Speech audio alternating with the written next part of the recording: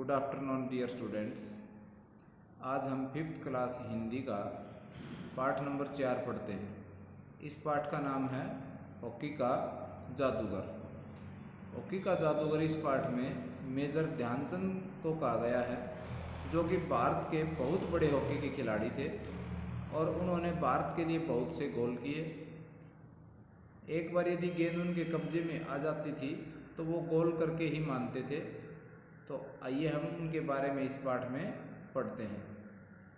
Hockey का मैदान Dhyanchand centre forward जगह पर खेल रहे थे। सेंटर फॉरवर्ड होता है जो हॉकी का ग्राउंड होता है, उसकी जो मध्य रेखा होती है उससे आगे का भाग होता है। वे इस स्थान पर खेलने वाला खिलाड़ी अग्रिम पंक्ति का मध्य व प्रमुख होता है। यानी इस स्थान पर जो खिलाड़ी होता है वो मध्य पंक्ति से आगे की जो पंक्ति होती है उसका प्रमुख खिलाड़ी होता है। सबकी नज़र गोल पोस्ट पर थी।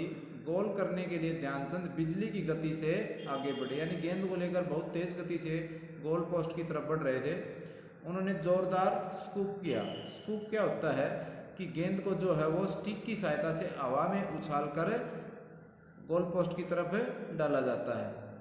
गेंद उठाने की इस कला में उनका जवाब न था, लेकिन यह क्या गोल न हुआ। यानी ये जो कला थी तो स्कूप करने की गेंद को, इसमें उनको महारत हासिल थी, लेकिन वो स्कूप करके गेंद को गोल पोस्ट की तरफ उछालते हैं लेकिन गोल नहीं होता है।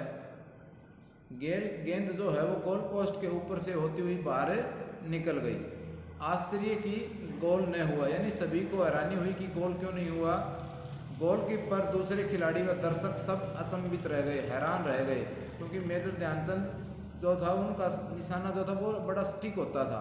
वो एक बार गेंद को यदि वहाँ उस गोल पोस्ट की तरफ उछाल देते थे तो वो गोल हो ही जाता था, लेकिन गेंद जो है गोल पोस्ट के ऊपर से निकल जाती है और सभी हैरान रह जाते हैं। ध्यानचंद के चेहरे पर अफसोस के भाव थे, यानी मेजर ध्यानचंद जो थे वो भी दुखी थे, लेकिन वे मैच खेलते रहे। उन्हें शक हुआ कि गोल पोस्ट की ऊंचाई में कोई गलती है। मैच के बाद उनके आग्रह पर गोल पोस्ट नापा गया।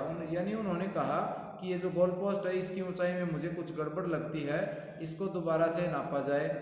उसकी ऊंचाई 3 इंच कम पाई गई। यानी वो इतने महान खिलाड़ी थे, उन्हें उस गोल पोस्ट की भी ऊंचाई का इतना आभास था कि उनको तभी ये हो गया था कि ये गोल हो जाना चाहिए था। कहीं ना कहीं इस गोल पोस्ट में ही कुछ गड़बड़ है। गोल न होने का राज खुल गया, यानी सभी को पता चल गया कि वो गोल क्यों नहीं हुआ था, क्योंकि गोल पोस्ट जो था उसकी ऊंचाई कम थी। ध्यानचंद ने सेंटर फॉरवर्ड के रूप में खेलते हुए अपने खेल जीवन में 1000 गोल किए, जो कि विश्व रिकॉर्ड है। यानी जो सेंटर फॉरवर्ड की जो पोजीशन होती है इस पर खेलते हुए मेजर ध्यानचंद ने 1000 गोल किए, जो कि विश्व रिकॉर्ड है। यानी विश्व में उनके इतने गोल उस जगह पर और कोई नहीं कर पाया। हॉकी के इस खिलाड़ी का जन्म इलाहाबाद प्रयाग में, यानी अब इलाहाबाद नाम है, पहले इसका नाम प्रयाग था, 29 अगस्त 1905 को हुआ था। इनके पिता का नाम सोमेश्वर दत्त सिंह और माता का नाम श्यामा देवी था। पत्नी का नाम जानकी देवी था। मात्र 16 वर्ष की उम्र में ध्यानचंद को भारतीय सेना में नौकरी मिल गई। यानी 16 वर्ष की उम्र में ही इनको फौज में भर्ती कर लिया गया था। वे दिन में सेना में नौकरी करते और रात को मन लगाकर हॉकी का अभ्यास करते थे। यानी सारा दिन तो फौज की ड्यूटी करते थे और रात को हॉकी खेलने का अभ्यास करते थे। स्टिक और बॉल के साथ उनकी कलाकारी कमाल की थी। वे विपक्षी रक्षकों के बीच गेंद को अपनी स्टिक से चिपकाए हुए मछली की तरह फिसल जाते और गोल पर गोल करते थे। इनके प्रारंभिक प्रशिक्षक सूबेदार मेजर बाले तिवारी ने इन्हें हॉकी के कई महत्वपूर्ण गुर सिखाए। यानी इनके पहले जो हॉकी के जो शिक्षक थे वो थे सूबेदार मेजर बाले तिवारी।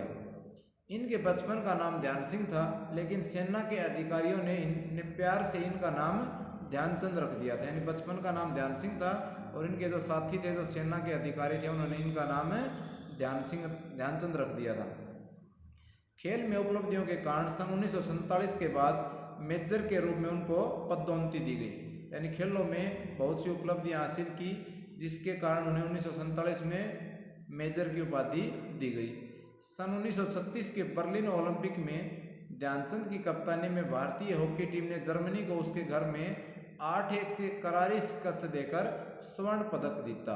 यानी 1936 ओलंपिक गेम हुए थे बर्लिन में और वहाँ पे मेजर ध्यानचंद की टीम थी और मेजर ध्यानचंद उस टीम के कप्तान थे और उन्होंने जर्मनी को हराकर स्वर्ण पदक जीता, यानी पहला स्थान प्राप्त किया। फाइनल देखने के लिए स्टेडियम में जर्मन तानाशाह एडोल्फ हिटलर भी मौजूद थे। विजेता टीम को उनके हाथों स्वर्ण पदक दिए जाने थे, यानी वो जो हिटलर आए हुए थे उन्हीं के हाथों से इनको इनाम दिलवाना था।